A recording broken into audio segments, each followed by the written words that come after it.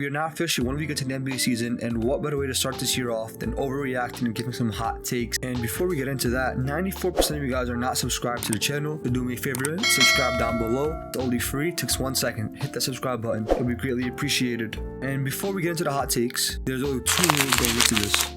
Rule number 1, these are overreactions and hot takes, which means take it with a grain of salt. I'm basing it off of 1 week, which is like 3 to 4 games of each team. Second rule, if you like what I said about your team or don't like it, leave a like down below and leave a comment of your hot takes. If there's enough of them, I'll make a video reacting to them. Now, first up, we're going to start with the Cleveland Cavaliers. And to start the year, the Cavs are currently 4-0. And so in doing so, let's just go with the fact that the Cleveland Cavaliers will finish as the 2nd seed in the East behind the Boston Celtics. Speaking of the Celtics, their over-underline before this season was at 64.5. If we're going to overreact, let's go with the fact that I believe that is too low of a line. They'll win above 65 games. Now on to the Magic. Paolo Banchero, after dropping 51 points last night, he will end up being a consensus top 10 player in this league by the end of the year. And now moving on to the Miami Heat. Jimmy Butler this year, yet again, will lead this team to a conference final appearance. The Bulls, it was hard to take one for the Bulls. We're going to go with the fact that Zach LaVine will be an all-star caliber player, might even make the all-star game this year. The Atlanta Hawks was a tricky one. I decided to go with the fact that Dyson Daniels will be a better fit for this Atlanta Hawks team than DeJounte Murray was. The Washington Wizards, this one was a little tricky, and I decided to go with the fact that Jordan Poole will win Most Improved Player after the down year he had last year. The season stepping it up. So far through 4 games, Jordan Poole is averaging 22 points per game on 61% from 3, 51% from the field, while also shooting 100% from the free throw line. I believe he will. And my hot take is that he will win Most Improved Player. Moving on to the New York Knicks. As of right now, they are currently 1-2, and we've seen Mikal Bridges jump shot. So the best overreaction is that they will regret getting from Mikal Bridges, and they'll be a borderline playoff team by the time the season ends. The Brooklyn Nets have been a sneaky team this year, but then being the Milwaukee Bucks, so therefore I'm gonna go with the Brooklyn Nets is gonna be a playing team by the end of the season. The Philadelphia 76ers, Joel Embiid, Paul George missing a lot of games this year. Embiid is not playing back-to-back. The best way to overreact is to go with the fact that the 76ers will miss the playoffs this year. The Charlotte Hornets, through 3 games so far, have been an entertaining team this year, and I believe they might be top 3 most entertaining teams to watch on a night-to-night basis. Toronto Raptors, overtime thriller against the Nuggets, so therefore the best way to overreact is to go with the fact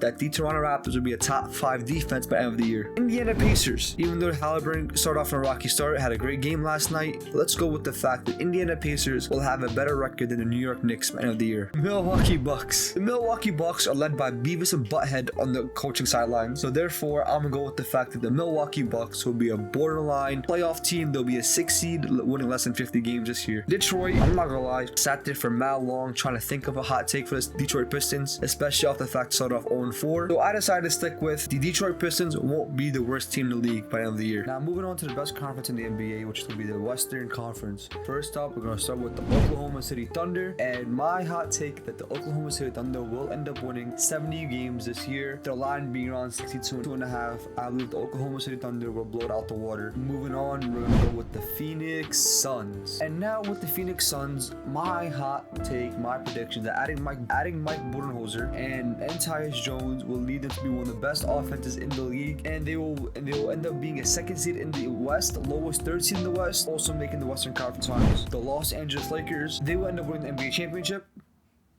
Okay, fine. Let me put my bias aside. And my hot take is going to be that JJ Redick's schemes and sets and plays and all that, to what his game plans are, his style, and the way he coaches, really predictable really early on. The Lakers are going to start the year good, but end off pretty badly. I'm going to go with the Dallas Mavericks. And the thing about Dallas is that my hot take is that the Dallas are going to fuck around and go back to the NBA Finals.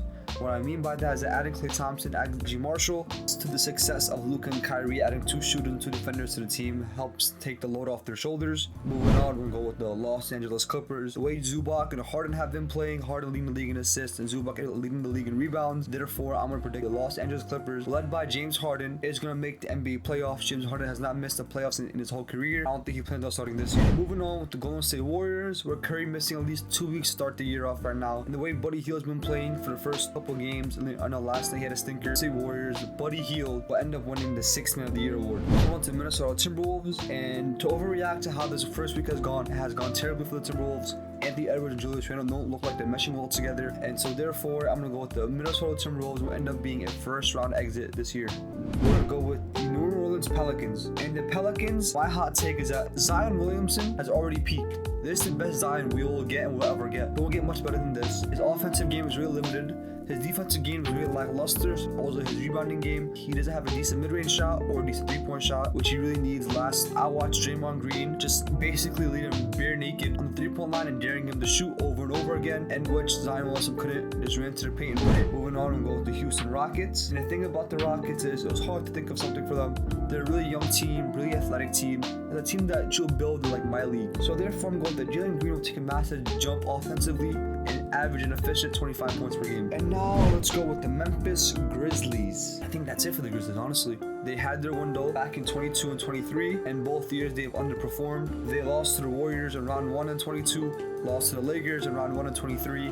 Last year, Ja being out with suspension and injury, Desmond Bane being in and out of the lineup, Jaren Jackson Jr. being in and out of the lineup. I don't think this trio can succeed. I think this year will be a really down year. The Ja Morant era is over as we know it before it even really truly began. Moving on, let's go with the San Antonio Spurs. And my hot take for the Spurs is that Victor Wembanyama's offensive game is going to take a lot longer than expected. I believe that based on this first week that Wembanyama's offensive game is too versatile and he has too many options and really have a go-to move. He's going to pigeonhole himself until he can figure out. Moving on, we're going to go with the Denver Nuggets. Based on this first week, based on watching them starting off 0-2 and win the last two games, went to back-to-back overtime games against like the Raptors and the Nets. The Nuggets are in a hole right now, so therefore my prediction is that they will be a play-in team this year. Moving on with the Sacramento Kings. Sacramento Kings are an NBA purgatory, which means that they are gonna suck no matter what they do. This core of De'Aaron Fox, DeMar DeRozan, Domantas Sabonis can only get them so far, and I believe they'll end up being 9 seed this year. They haven't gotten much better. Moving on to the Portland Trailblazers. This one was a little bit on the this is one of the hotter takes. If a hot take is that DeAndre Ayton will end up losing his starting spot by the time the year ends. Donovan Clingan, he will end up taking his starting spot by the time the year ends up with the Utah Jazz. And the thing about Utah is that Danny Ainge, his greed